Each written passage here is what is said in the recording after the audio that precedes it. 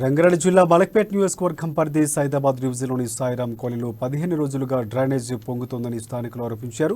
Drainage పొంగి రోడ్లని మురుగునీటితో నిండిపోతూ ఉన్న స్థానిక నాయకులు, కార్పొరేటర్ కొత్తకాపు అరుణారెడ్డి సంబంధిత అధికారులు ఏమాత్రం పట్టించుకోవడం లేదని కాలనీవాసులు ఆవేదన వ్యక్తం చేస్తున్నారు. సంబంధిత అధికారులకు కంప్లైంట్ ఇచ్చి వారం రోజులు గడిచిన జీహెచ్ఎంసీ అధికారులు పట్టించుకోవడం లేదని కాలనీవాసులు మండిపడుతున్నారు. వారం రోజులు అవుతుందండి మిగతా వాటి కంప్లీట్ కూడా వారం రోజులు అవుతుంది. కార్పొరేటర్ కూడా పని చేశాము. నేను శ్రీనివాసరావు ఆయన కూడా మాట్లాడి తెలుస్తున్నాను.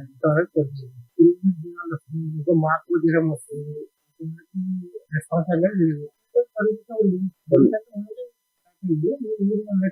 వచ్చాము వచ్చిన వారం రోజులు అవుతుంది. వారం రోజులు ఇంకా పొగలు పౌరులు ముందు అంటే వాళ్ళ ఇంటి దగ్గర నుంచి 3 సార్లు కంప్లైంట్